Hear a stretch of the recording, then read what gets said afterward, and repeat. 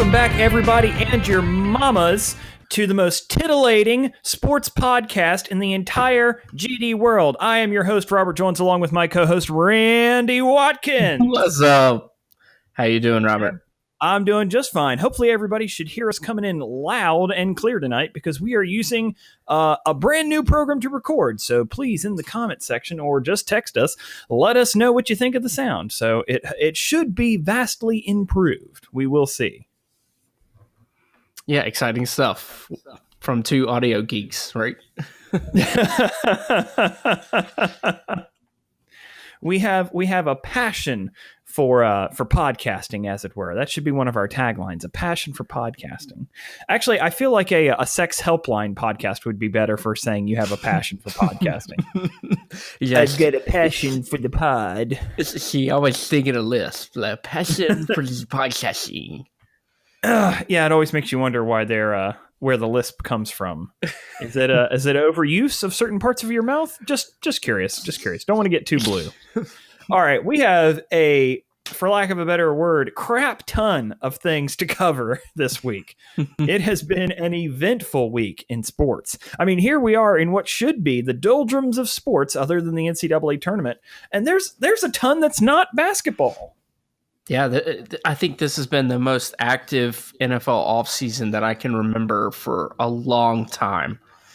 Yeah, normally the NFL offseason just lays there listlessly staring back at you. Yeah. At least, a little bit gets driven up for the combine, but I mean, pretty much dead until the draft. Usually there's nothing happening. So I have to admit, being a little bit of a country bumpkin myself, whenever I hear the NFL Combine, I can't help but imagine a field of NFL recruits getting run over by a weak combine.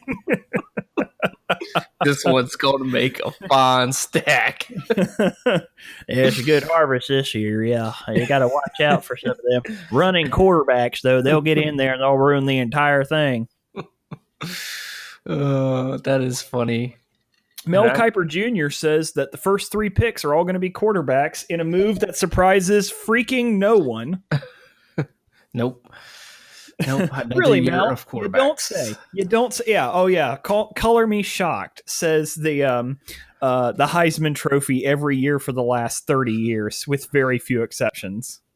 That guy is the most intense guy, I think, out there in sports. I don't know if you have watched the draft in years past, but he's intense. Yeah, but there's an odd, powerful charm to him. Don't you feel yourself being lured into his eyes and his bed, Randy? Maybe it's all a product in his hair. You do know that because he's a celebrity, he's got to be somebody's fetish. Mel Kiper Jr. has got to be somebody's, like, I have to have him talking in the background. They've got a tape of old NFL drafts. And the first pick goes to, oh yeah, the Cleveland Browns. It's probably Todd McShay's fetish. And they're like, I hate Mel Kiper, but he's so damn good looking. Makes these wonderful picks every year. I just can't best him, no matter how hard I try. I can't do it. Damn you, Mel Kiper. Oh my God. Damn you. All right, let's get into some stories this week, buddy. And I think you've got the first one there. So Kirk Cousins, the heir, has finally been cleared on who is going to land him. And he signed a deal, 3-year deal, $84 million guaranteed, with the Minnesota Vikings. Boom, boom, boom, boom. What was the thing? We were texting about this earlier this week. What's the first thing I said to you? I don't even remember. That's all right. I said watch him blow his knee out in training camp. Oh yeah, that's right. With that guaranteed money, man. That is woo. You have been known for the kiss of death before. Hopefully it's not on Kirk Cousins. Yeah. Don't believe me? Ask the Ravens. To the playoffs with the Ravens? Nevermore. So just looking at this contract, breaking it down, he's the first player in NFL history to have a fully guaranteed contract. Just groundbreaking. I can't wrap my head around that, man. I know. Kirk Cousins. In a sport that nothing is guaranteed, it's interesting. The previous highest guarantee was 24 million shy of his deal at 60 million. That was Stafford, and I think what was it, 2014 or 15 when he signed his groundbreaking deal. Yeah, and how did that work out for him? Not too well. Yeah. But I started digging into this contract this week and realized that, and I never knew this, but Kirk Cousins, his agent's counter to the Redskins before they tagged him first in 2016 was $58.5 million guaranteed. So yeah, I guess who's laughing now? Yeah. No kidding. I mean, he got paid, and here's the deal. I mean, who else on the Vikings staff is costing him money? So yeah. Well, they are going to have a great team with Dalvin Cook coming back. I mean, hopefully he's fine after the knee surgery with him and Stephon Diggs and Adam Thielen. I mean, that's going to – and the defense that they have, I mean, they should be a shoo-in to go back to at least the NFC Championship, if not the Super Bowl. I mean, that's a good team if they play together well. We'll see. They've got a lot of good talent there. So combined with his $44 million that he made off the franchise tags, he's going to be getting paid $128 million over 5 seasons. That's some walking around money. For a guy that drives his grandma's panel van, that's pretty good money. Did you ever read that story? No. I'm not a Redskins acolyte. He bought his grandma's van for like 5 G's and just loaded it up and just driving it around. It's like a Chevy Astro van.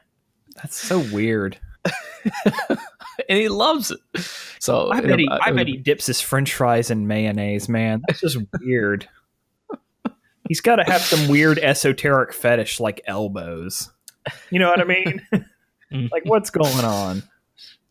I don't know. I'm telling you, just back to what I said before. They should have got him before he had a son, because then he was thinking about his family and not himself anymore. Because they should have signed him. They should have signed him back a couple of years ago. They shouldn't have made him a BS offer, and that's exactly what they threw at him. You know, they're really going to find out who's laughing last. You know, I mean, he could go on to be a Hall of Fame quarterback for all we know. Or they could have been right all along, and it was good that they didn't invest the money in him. Right, it very well could be. I mean, you just never know. I think back to the point that you said, a lot of NFL teams are investing way too much money in the quarterback position. It's crazy. Well, and especially look at this year. 2 out of the 4? 3 of the 4 final teams in the NFL this year didn't have their starting quarterback. Yeah. Oh my God. Yeah. Wasn't it like 3 out of the 4?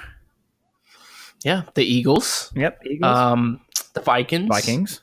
What about the Jaguars? Bortles was playing. Did he start the season at the beginning of the season? Yeah. Okay. So then 2 of the 4. 2 of the 4. 2 of the 4. Mm-hmm. Yeah. I think that's indicative. And the Eagles won with a backup. Yeah.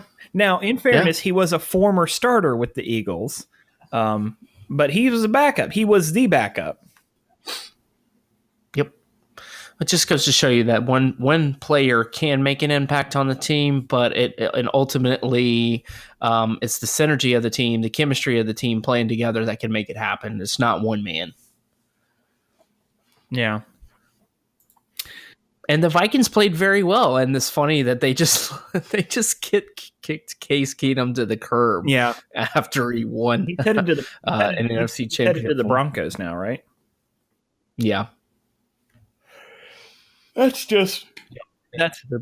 hard to believe, man. I mean, I can also kind of believe it, but let's face it. It's there's been. I mean, it was going to be Teddy Bridgewater out there for a while too, so it's like I don't know. I guess they're trading quarterbacks that they have now for hoping they can win next year. I'm going to be interested to see with the Vikings who else they throw money at. Because if they're making that kind of an aggressive move to try and win next year and hoping that there's a power vacuum with the Eagles next year, which I'm not quite certain there will be, Eagles have lost some pieces, but they haven't lost a ton of pieces. I guess we'll just find out. But then again, it's very rare for Super Bowl teams to bounce back and do well and repeat. Yep, there's almost a curse, if you will, of the second year after winners and losers. Now, I will say it's tougher on the losers, but the winners tend, and I think it is. I think it goes to show you how much it costs in staff and money to win a Super Bowl. Mm-hmm. And so that's why teams that are dynasties that can consistently win, that's why they're so impressive. Yeah, that was the next thing that was going to be out of my mouth is, then you can really see how great these teams are that win back-to-back championships, if not 3 or 4 in a row, and you gain much more of appreciation for them. So just looking at I was just blown away by his contract. I wish the guy well.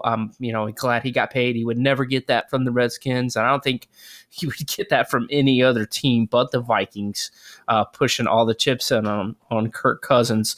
But what I saw was they have a long way to go. Now, I didn't look up major league contracts, but they're fully guaranteed as well as the NBA. But I did look up that there are over 13 NBA players that have at least $100 million guaranteed. Yeah. So a long way to catch up to the NFL, to catch up to what the NBA and the Major League is putting out in terms of guaranteed contracts. But what do you think this means for other players, and not just quarterbacks, but what do you think this means in terms of players for the entire league? I think it changes things completely. I mean, the NFL is already kind of behind the other leagues in regards to max contracts, but the difference is that the low-level players in the NFL still get paid better than the low-level players in the NBA and the MLB.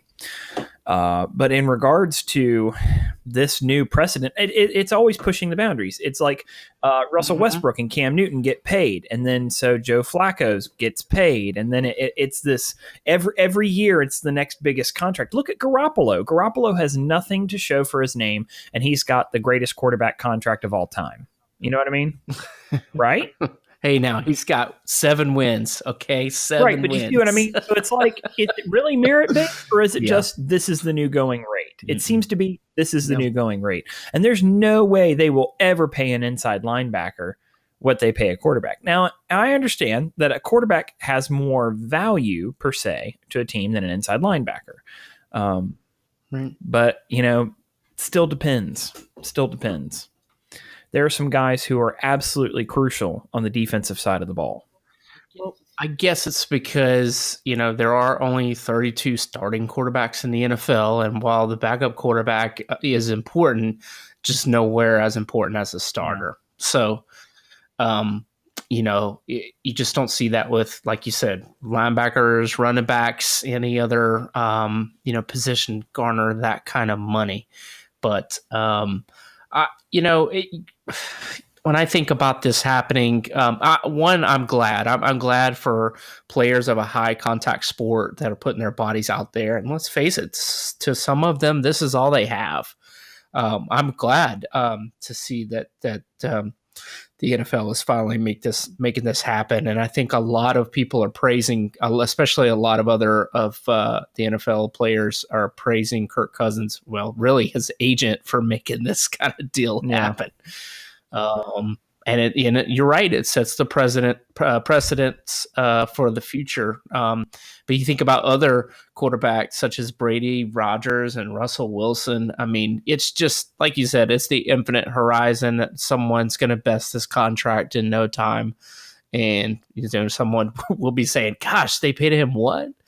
Well, and I'll tell you what, it could snap back in the wrong direction. If you have a couple of players that get these big contracts and then get injured or don't perform, watch the league snap back and say, like, all right, we're done with guaranteed money. You know what I mean? Yeah. It definitely could happen. I'm just saying, look at how many quarterbacks we lost in the last year, just for the last season. Well, there was a lot of injuries and last year. And for the last 10 years, they've been doing everything they can to protect the quarterback. But I can speak to this as a Panthers fan. I would say that the rules are not applied evenly and judiciously in the league, particularly when it comes to protection. Because one of the things that I consistently see with Cam Newton over and over again is he's a big guy. He can defend himself. So there's guys who get away with murder against him when it comes to his knees and his chest. Wah, wah. Are you really going to whine about that? The same thing he whines about. I just don't see it. I've watched some of the games, and well, I will say I've seen a couple of times that he's gotten hit. But yeah, I think you're right. I think he's just like, okay, well, he's a big boy, so he can take it if he's not, 5'10", the Redskins 5'11". have never had a large quarterback, Randy. So. No, they haven't. No, what I'm saying is that the bigger, taller quarterbacks, they are by and large not going to get that attention. And Tom Brady gets special protections because he's the face of the league. He's a tall guy, but he's also a wilting lily. Yeah, I do feel like Peyton Manning got a lot of protection too that he didn't necessarily deserve either. It is inconsistent. I will definitely agree with you. I don't see the whole Cam Newton thing there that he's talked about. I'll send you a video that will change your mind. There's okay, fair enough. I was going to say, it's not sour grapes. It's bad because he's so big, because he can run, because he has the power to push guys to the ground, that he gets the crap kicked out of him. Also puts himself in those situations. Now that's not true, Randy. He's been a pocket quarterback for the last 2 years. You can't make that argument anymore. His first 2 or 3 seasons, sure, but they've kept him on a tight leash. I mean, that's just how they want him to play these days. I'm talking about in the pocket, helmet to knee contact, trying to take him out. It's some dirty stuff. I know, but I've seen him hold on to the ball too long, too. That's all I'm saying is that, while it's not 100% justified, I don't think it's a large enough case that was made about it. But I'm open-minded. I'll gladly watch the video. You better watch a late hit on Tom Brady, but ain't nobody going to care about a late hit on Cam Newton. That's what I'm trying to say. And those are protections for the quarterback. That's what they're there for. Yes, it's just like anything in the NFL. It's inconsistent. Just like we've talked about the catch rule, just like we've talked about illegal contact, pass interference, making a forward pass attempt crap with a fumble. Like Tom Brady in the Super Bowl, he tried to sell that one. That ball was stripped and long gone, and he still moved his hand forward trying to make it look like a pass with nothing there. Mm-hmm. Oh yeah, he's the whole reason that rule was reviewed in the first place. Anyways, try to sell it. So the fun stat of the day: the 4 highest paid players in the NFL next year, at least at this time, will have won a grand total of 0 playoffs combined. Kirk Cousins, Jimmy Garoppolo, Matthew Stafford, and Derek Carr. Yep. Pretty much sums up the league. It's not a meritocracy. It's literally you're paying people based on their potential. Mm-hmm. And historically that has not worked out well. No, Derek Carr had an awful season. I know you said he got knocked on his rear end a lot from his offensive line. I said that contributed to it. He got hurt early in the season. That definitely affected him. Yeah. He busted my fantasy. I think they have a big culture issue with the Raiders right now. I don't think that team's very together. But they've been trying to reassert their identity, and there's the threat of a move at some point here real soon. But ever since Vegas, are they still talking about that? I still hear murmurs of it. I don't know if it's actually going to happen. We'll see.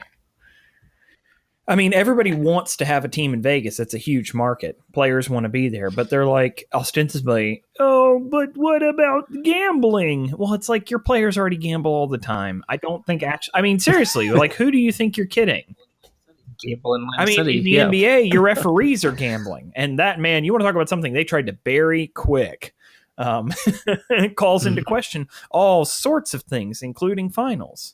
I mean, if any sport has the feeling of a rigged game, man, oh man, the NBA sometimes really does feel like the games are rigged. Mm-hmm. And the thing is, and officiating has a huge impact in the NBA because all it does is take a couple fouls and you can literally remove the best players on the court. And in a game where the best player on the court is who generally wins the championship, that's big. But anyways, we got some more stuff to talk about in the NFL. Hit us with some of those trades and news there. Yeah, so lots of players on the move. You mentioned before Case Keenum headed to the Broncos. Ndamukong Suh out of Miami. Do you think anybody I don't think any. him? No. Let me correct that. Somebody will sign him, but he's 31 years old. He's a pain in the ass to deal with, and quite frankly, the thing is, like, what has he done in Miami the last couple of years? I mean, has he been a sacks leader? No. I don't know, man. It'll be interesting to see. Like I said, somebody's going to sign him, but he's not going to make bank, and I don't see him going on a championship run with anybody. I will say a lot of those, defensive interior linemen, run stuffers don't get a lot of the credit because you're right. They don't get the sacks. Most of the time they don't get the tackles, but they make an impact. And I think the impact that they make doesn't show up on paper. So I think somebody will overpay for him just like Miami did. But I think it's going to be a little bit, at least maybe even after the draft. All season last year, he had 4.5 sacks. His peak in Detroit was 10. Wow. Yeah, he was a monster in Detroit. I remember watching the sports science with him coming out of college. The guy just was a freak of an athlete. I don't know if you've ever heard the Bill Parcells planet theory, his planet theory. But the theory is that there's only a certain number of people with that kind of speed and strength and versatility and on this planet. And it's a shame that he's always had such issues with unsportsmanlike conduct. Yeah, it really is, because I think he could have really made a name for himself instead of in that way. Guys in the league need to learn. You have cameras on you constantly. You're not going to get away with it. You are not. It does not exist. It's not going to happen. You're not going to get a cheap shot unless you're in a pile, which still happens. We know that still happens because you hear players talking about, this guy punched me in the crotch when I was in the pile. You know what I mean? Like, all right, I get it. That's, be careful.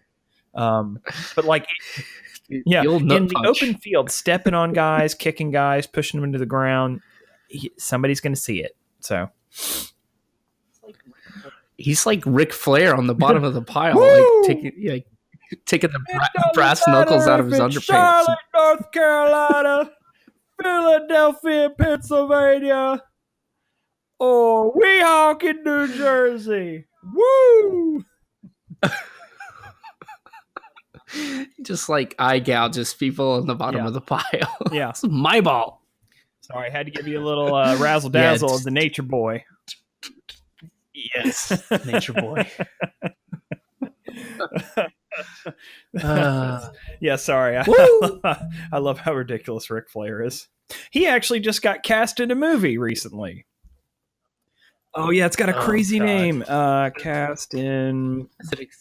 Is it Expendables? It's an 4? R-rated wrestling comedy. What's it called? Yeah, Uncle Steamroller. Here we go. What's the full name? Uncle Steamroller and Champion Rabbit. How awful is that movie? What is the Rotten Tomatoes? Well, it hasn't come out yet. I mean, he's just been cast in it. Oh, okay. I thought it was like a direct to VHS movie. Maybe. Let's see here. To be the greatest, you have to beat the greatest. Oh my gosh! Was it to be the man? You have to beat the man. I'll tell you what, man. The fact that here we go. IMDb title coming out in 2019. Hey man, I was a fan of 90s wrestling. We could totally turn this into a wrestling podcast.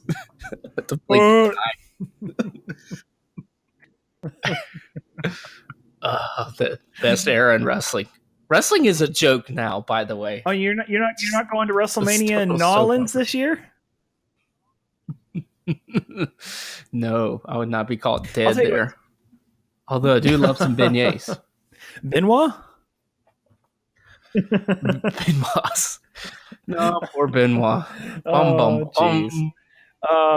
Yeah, man. Well, it's what were we talking about? Oh, speaking of 90s wrestling, Goldberg, who's a huge car enthusiast, is actually taking over on the Adam Carolla CarCast as co-host over there. So if you're into cars and you miss Goldberg from WWF days, not WWE days, he's a huge car nut and talks about cars on the CarCast. So check it out. He will always be WCW to me. When he beat Hogan on Nitro for the heavyweight championship, still one of my best memories of him. You messed with the wrong Jew today, buddy boy. Hogan comes out. He's such a traitor to the NWO, and you got Goldberg just running him over. Jack, cut my music.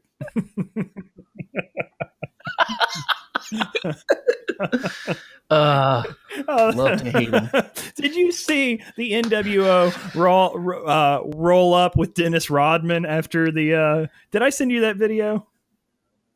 Holy crap! No. All right, just keep talking about NFL stuff. I'm going to send this video to you later. Okay, cool. Yeah, we could totally turn this into a wrestling podcast. God almighty. Yeah, there we go. So, Sammy Watkins is moving on from Kansas City. I don't think that's even big news anymore because I don't think he did diddly squat for the Rams this year, did he? No, not really. Speaking of the Raiders, Jordy Nelson and Doug Martin will be joining Derek Carr. They're leaving. They're leaving Green Bay, right? Yeah, Jordy is leaving Green Bay. Doug Martin's coming over from Tampa Bay, which he's had a terrible last couple of years. But Bridgewater's moving to New York to the Jets. Yes, he will. Wow. He will. And Sam Bradford going to the Cardinals, proving that the Cardinals refuse to get a new quarterback. They just love old, washed-up quarterbacks. What the hell, man? No, seriously. No. I mean, I'm laughing because it's so damn Carson true. Palmer, and now Sam Bradford. Wait, and 2 Rams at that. Oh, my God. I didn't even realize that. Yeah. Well, gadzooks. And you say you're throwing a football? I've never got the idea behind. Well, so here's the deal. His first couple seasons, I mean, like when he was healthy, he was great. The only problem is he kept blowing out his knees. He'd miss whole seasons. Now he never won the Heisman, right? Or was I don't remember. He was just runner up. Contention, or did he win? Yeah, I've never got the big to do about him, but yeah, the Cardinals signed another. He was the winner in 2008. Quarterback. He did indeed win. He did win. Okay, I can't remember if he was a runner up. Yeah. Maybe he was. And runner he was up at Oklahoma. Yep. Which he was a great college quarterback. Is that not the story? How many Heisman winners actually go on to do well in the NFL? Very few. Mm-hmm. Very few. Yeah. Very few. My boy Bashad Breeland from the Redskins and Dontari Poe coming. He is absolutely not. No, buddy. He failed his physical, so his contract is null and void. Yep, from a non-football related injury, whatever the hell that means. Maybe he bent his. Oh, that's news to me. Wow. Oh, wow. I guess I'm breaking some news for you. No, he failed his physical this week. So what happens? Does that mean he comes back to the Redskins? That because he was a free agent, so it's not like the Redskins gave him a contract. Yeah, let's see here. Or he was on contract. That's interesting. While you're looking at Paul Richardson is coming over from Seattle to the Redskins, they also re-signed their inside linebacker star this year, Zach Brown, which I was very happy to hear about. He had over 100 120 tackles this year. Just an outstanding stud. Last guy we've had like that was London Fletcher. Just really like a good all-around inside linebacker like that.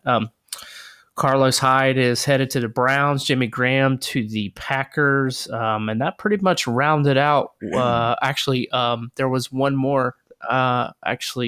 Yes. The safety for the Cardinals, Tyrann Mathieu. He is headed, to the Texans. That was the last one. Didn't have it here on the notes, but he kind of struggled last year after his injury. The story with Breland is that he apparently cut his foot while he was in the Dominican Republic and developed a nasty infection in the foot that would keep him a few months away from being able to pass an NFL physical. Yeah. So wow. Here's the rule of thumb. Don't go to the Dominican Republic. I almost called it the Dominican Republican, which sounds like a swanky hotel. Well, yes, welcome to the Dominican Republican, where we treat everyone fairly. I'm just kidding. Here's your palatial suite.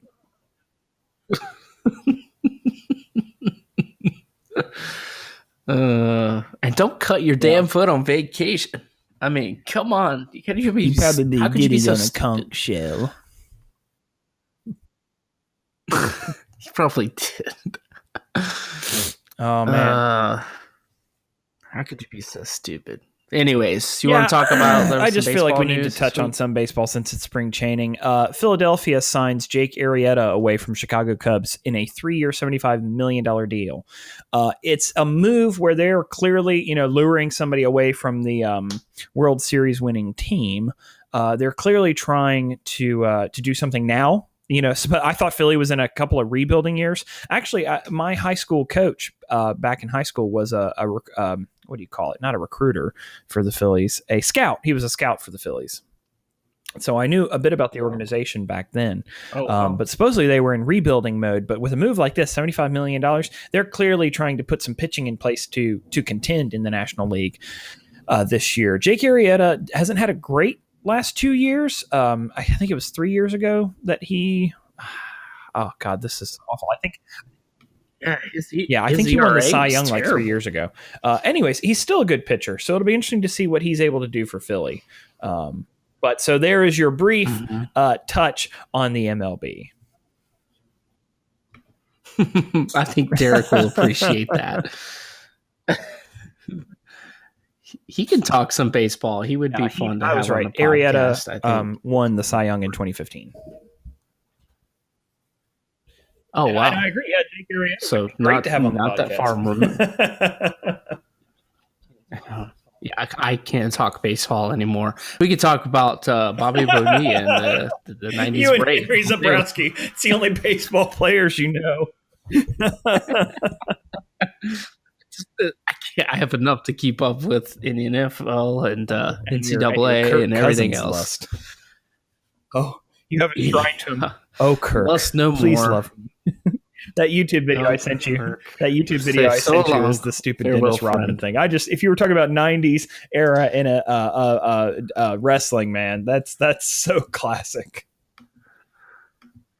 When Rodman showed up. And it's right after his NBA championship win. So, but anyway, that's right. It's just so ridiculous. That's what was so great about it in the 90s. It was over the top and ridiculous, and you never knew who was going to win. Now it's to the point where it's like, all right, John Cena's here. I guess he's going to win. It's like it's boring. And then there's a bajillion wrestlers that I don't even know anymore. I still have a special place in my heart for WCW. I just remember getting up on Saturday mornings watching that. It was great, and I didn't have the same. I could see a little tween, chubby Randy Watkins trying to do pile drivers into his grandma's coffee table. Are you roughhousing in there, Randy? That was me and my stepbrothers. You're gonna get a DDT, bitch. Eat this. Giving him the people's elbow. Yep. And the Diamond Dallas Page sign. Bang! Now you do Diamond Dallas Page yoga. The people's elbow. Yes. No, it's goat yoga. All right. We got some serious stuff to talk about with the NCAA. NCAA. And I'll tell you what, there's a reason why they call it March Madness, because it will drive you mad. Oh my God, this year has been insane. Yeah. Do you wanna bury the lead, or would you rather go ahead and start off with your heartbreaker there, Randy? Yeah, my Tar Heels went out in a bloodbath today. It weren't pretty. That windmill slam at the end of the game was just that was dirty, man. And he was waiting at the other end of the court. Look up. Oh yeah, talk about cherry picking. That's like playing with the guys in the gym, just sitting on the other side, just throw it all the way down the court. Just a heartbreak. They played their hearts out this year, and it's always hard following a championship year when you lose everybody. They lost 4 starters. Penson was not a starter last year, but they did play well. To not make it to the 16, that's disappointing. But I mean, I got to give it to Texas A&M. They just beat us up on both sides of the ball. That's all that matters at the end of the day, man. They did. And Carolina shot terribly. 3 for 31 from outside the arc. I mean, here's the deal. Carolina in the last 4 years has been to 3 consecutive Sweet 16s, 2 consecutive Final Fours with 1 national championship win. So that's pretty dang good. Yeah. Very good. And, these 2 guys, I mean, I got to say, Joel Berry and Theo Pinson have been some of the greatest players. More Joel Berry than Pinson.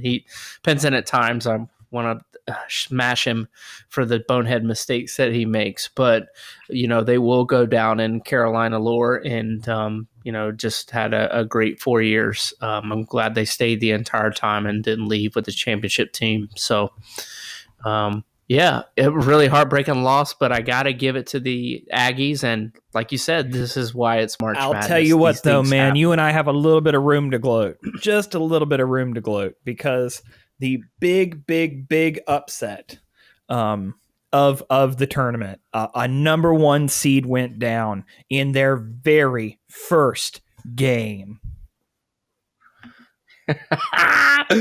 Went back and listened to our episode last week and us saying how awesome that would be. And I just had this feeling, man, I could not shake this feeling of a 16-1 seed this year. And it to freaking Virginia happened.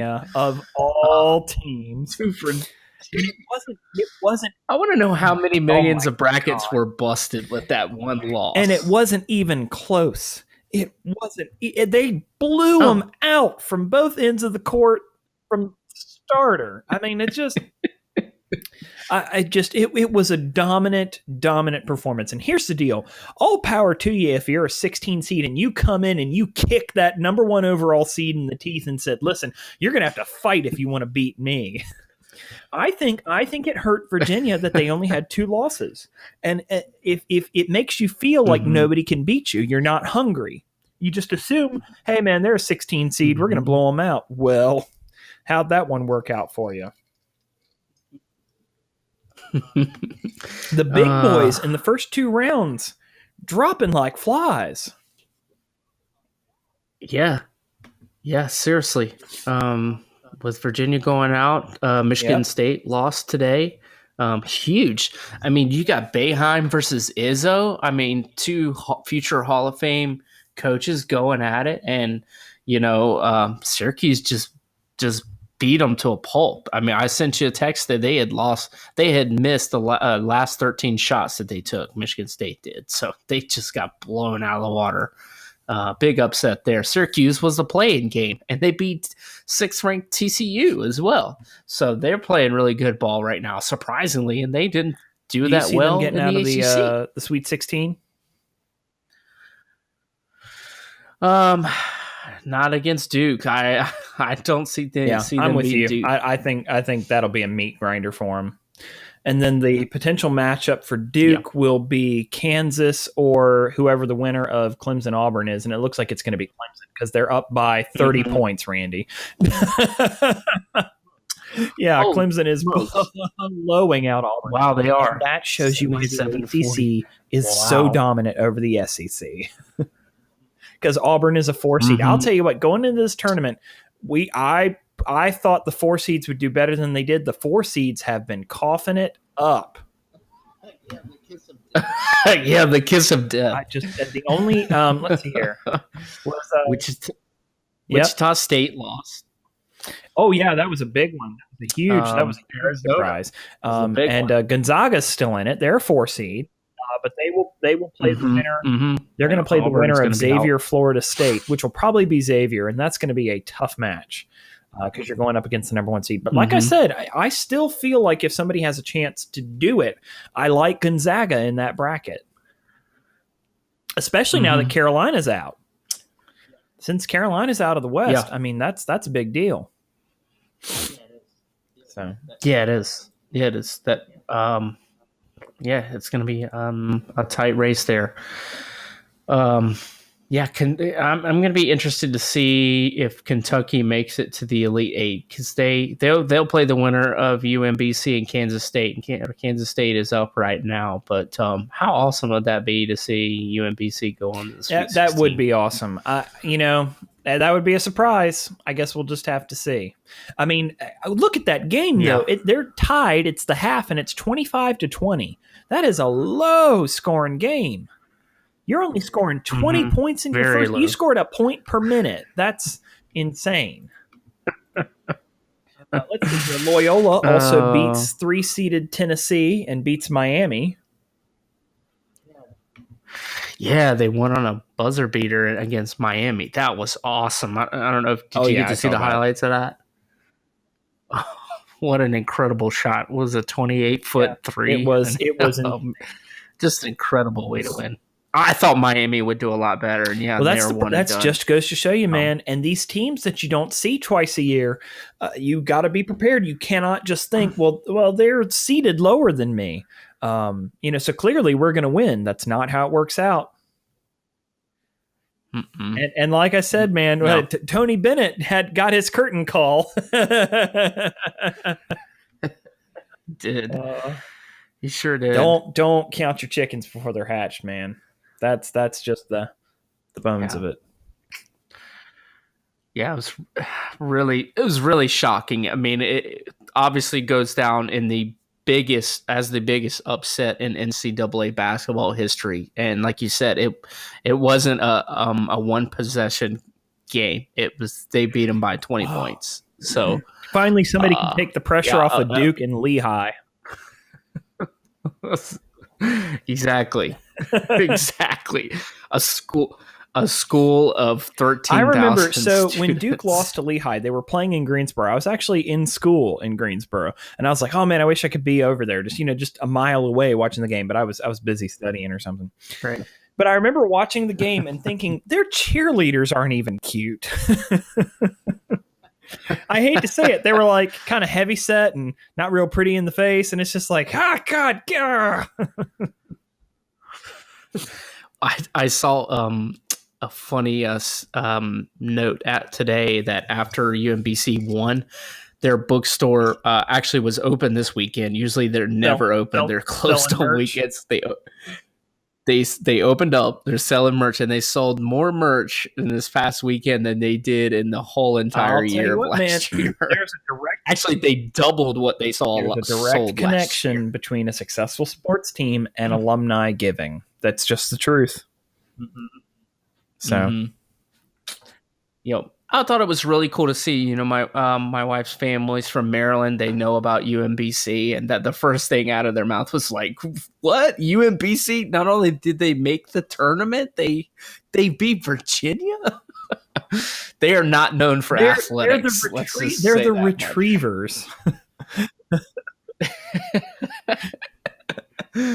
Bork. Wow. Just awesome. This tournament has just been wild.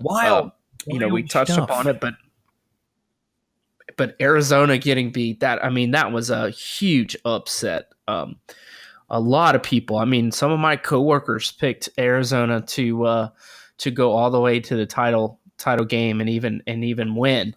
But Buffalo just shot them to death. They could not miss a three. It was an incredible game to watch. Yeah.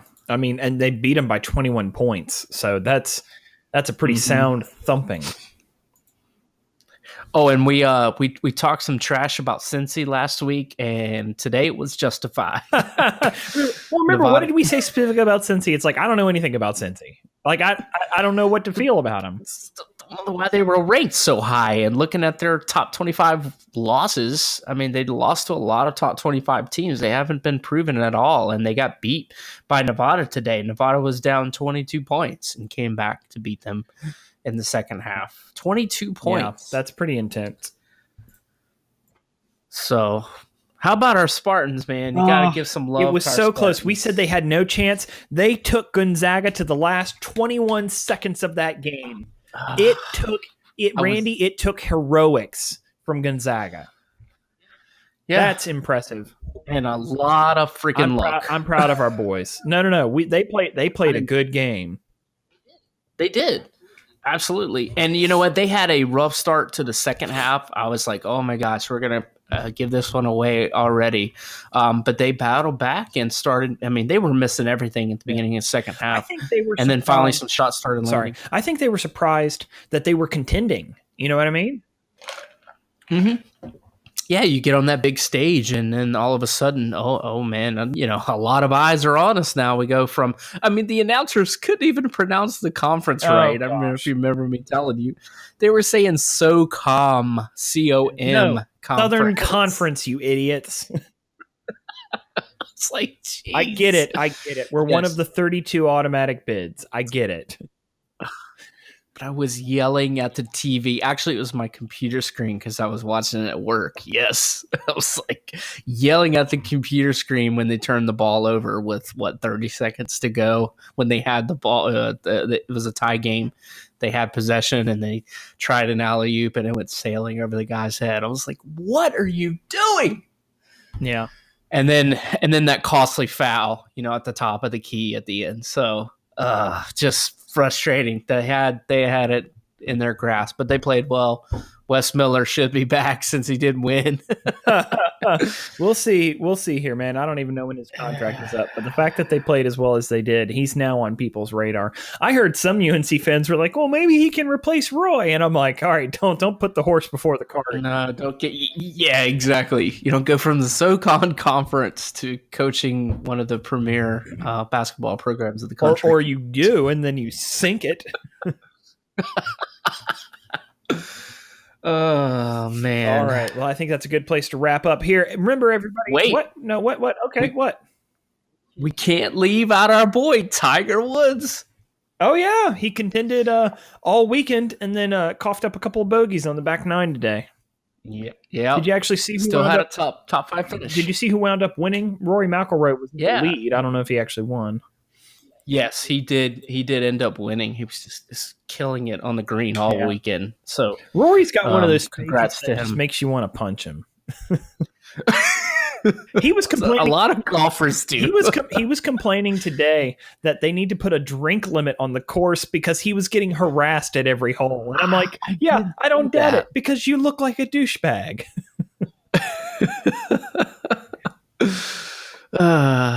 Yeah, exactly. Come on, that's part of golf is belligerently drunk and yelling at golfers, right? That's yell at the golf ball, yell at the swans, yell at other golfers. In the hole. The starch collar crowd. That's the one thing they didn't want with Tiger Woods coming into the league. idiots like you and Billy me. Madison. Oh yeah, just drinking like 10 Miller Lights and just yelling at Roy McIlroy. And he walks over to his caddy and he's like, "Hey, I just can't do this anymore. Hey, these guys are just yelling at me. Hey, Rory, what's your story?" Burps in his face. All right. Remember, you can follow us at Crisco Cast. You can also find us on Facebook at Crisco Industries. If you're listening to the podcast, check us out on YouTube at youtube.com/Crisco Brand Biscuits. And if you like the channel, if you like the show, please support us on Patreon at patreon.com/Crisco Industries. But remember, if you don't want to give us any money, just tell your friends and family. We want the show to grow so we can make more content and make you more happy. It makes us more happy. So Also want to give out a special thanks to our Patreon followers, particularly Adraxis. And, remember to subscribe. If you're listening to this, I'm sure you've already found us on iTunes and Google Play. So, and it looks like I've got a note here. We are also now on Pocket Casts. So should be able to find us all over the place. There's no excuse for not finding the show. Yes, continue to show us love and support. Tell your friends, tell your neighbors, tell whoever you want about how crappy our show is. No. Yeah, don't be so hard on yourself there, little Wendy. Don't be so hard on yourself. Are you trying to do Macho Man Randy Savage? Macho Man loves the R&R podcast. Oh yeah. Oh, one of the R stands for Randy. Oh yeah. I did not kill Miss Elizabeth. Oh yeah. God, that hurts. It was a subject. Oh God, that hurts my throat. There's a great skit of him back in the day where he's talking about comparing somebody to a teacup and sipping a cup of coffee. Cup of coffee. What is it from Spider-Man when he's like, you got 2 minutes of pain? I got you for 3 minutes. Oh. 3 minutes of playtime. Playing Bonesaw. Are you ready? Bonesaw's ready. Human spider. Spider-Man. It's Spider-Man. Nothing beats Ready to Rumble, though, in terms of wrestling movies. Still one of my favorites. That's right, man. But now we have another wrestling movie coming out next year starring a very old Ric Flair. Also, I think we're contractually obligated to thank Dave Grohl. So thanks, Dave. We always appreciate you here on the R&R podcast. All right. I think that's quite enough for Randy Watkins. I am Robert Joins. This has been the R&R Sports Podcast. Thanks for tuning in. We'll see y'all next time. Bye. Dip, dip, dip, dip, do. Hey.